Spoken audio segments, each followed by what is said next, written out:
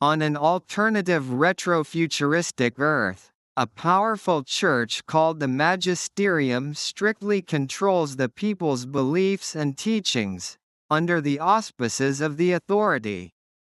Here, every person's soul or guiding spirit exists outside the body as their own animal companion, a demon, and they must remain in close physical proximity.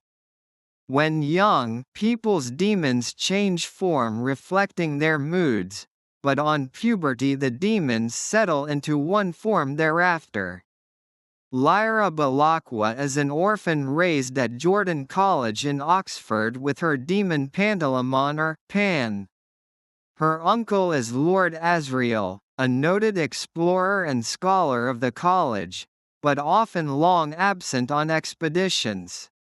When he returns from seeking the elusive dust, cosmic particles that the Magisterium forbids being mentioned, Lyra saves him from drinking wine spiked with poison by a visiting Magisterium agent, Fra Pavel.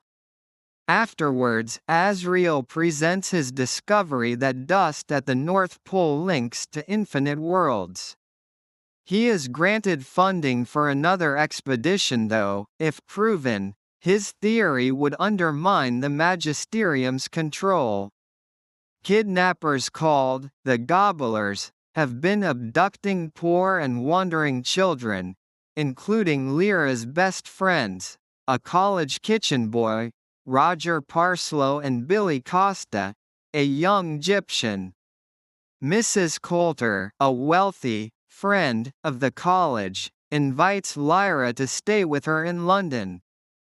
Just before she leaves, the master of the college entrusts Lyra with her uncle's alethiometer, the titular golden compass, an artifact that reveals the truth, warning her to keep it secret. Lyra's enchantment with the sophisticated life in London soon evaporates when Mrs. Coulter's congenial manner changes to become domineering after Lyra boasts of knowing about dust.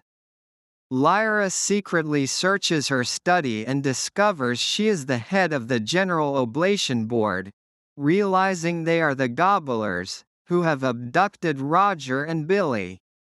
After Mrs. Coulter's golden monkey demon attempts to steal the alethiometer, she and Pan escape into London's backstreets. Lyra is soon spotted by the Gobblers and is captured. A band of Egyptians led by Ma Costa, Billy's mother, save Lyra from the Gobblers and she is taken to the Egyptian king John Faa. Lord Faa is leading an army of Egyptians in sailing north to Trollsund in Norwegian Lapland in search of their abducted children. Egyptian elder Farder Coram recognizes the alethiometer that, with his guidance, Lyra discovers she can decipher. Serafina Pakala, queen of one of the witch clans, flies to the Egyptian ship and tells Lyra the children are a week's travel from Trollsund in a magisterial experimental station at Bolvangar in Lapland. In league with the Magisterium, Mrs. Coulter sends two venomous mechanical spy flies after Lyra. One is caught by Farder Coram and sealed in a tin, but the other escapes, damaged, to relay Lyra's position to Mrs. Coulter. Asriel reaches Svalbard, the kingdom of the ice bears, but is captured by Samoyed tribesmen hired by Mrs. Coulter, and imprisoned by the ice bears' king, Ragnar Sturluson, who had usurped the throne by poisoning the old king. At Trollsund, Lyra befriends Texan aeronaut Lee Scoresby, who suggests she hire him and his friend Yorick Burnison, an armored bear that he has come to rescue. Once a prince of the ice bears, Yorick was defeated in a fight and exiled in shame, and then the townspeople got him drunk to trick him out of his armor. Farder and Lyra find him in a sorry state behind a bar.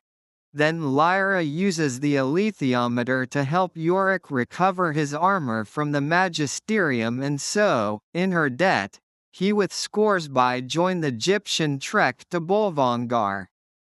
Following directions from the alethiometer, Lyra sidetracks from the trek, with Yorick's help, to an abandoned lakeside fishing hut and finds Billy Costa in a stupor clutching a dried fish in place of his demon. The gobblers have experimented on him using intercision, a procedure that surgically separates him from his demon. They all return to the Gyptian camp, who express relief for the rescue mixed with condemnation for the hurt done. Soon afterwards the camp is attacked by Samoyeds who capture Lyra. She is taken to the Ice Bear King, Ragnar, with Yorick and Lee in pursuit in Lee's hot air balloon. By claiming to be a demon, Lyra tricks Ragnar into single combat with Yorick, knowing otherwise he would not stand a chance of rescuing her. Ragnar has the upper hand until Yorick feigns weakness and kills him, reclaiming the throne.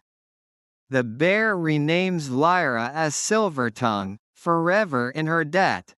Yorick carries Lyra to Bolvangar, but she is forced to cross a chasm over a narrow ice bridge alone before it collapses. Reaching the experimental station, Lyra reunites with Roger. Lyra secretly overhears scientists are experimenting to sever children from their demons, and Mrs. Coulter says that Azriel will soon be taken by the Magisterium to be executed for heresy.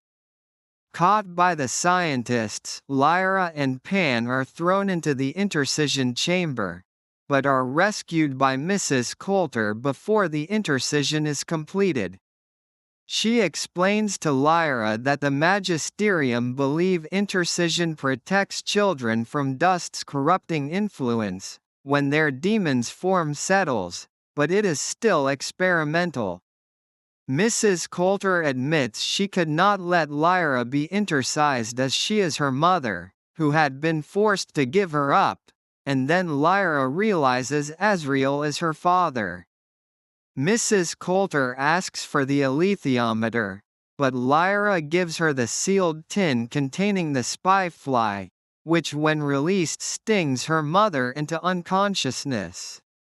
Lyra flees her mother and destroys the intercision machine, then leads all the children, primed ready by Roger, outside, where they are confronted by Tatar mercenary guards and their wolf demons.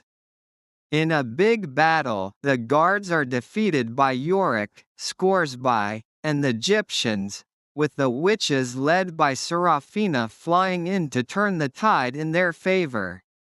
With the freed children safe, Scoresby flies in his hot air balloon Lyra, Roger, Yorick, and Serafina north in search of Azriel. Serafina relates a prophecy of Lyra at its crux in an upcoming war with Magisterium, plotting to inflict their controlling authority over all other worlds in the multiverse. Lyra commits to fight against the Magisterium.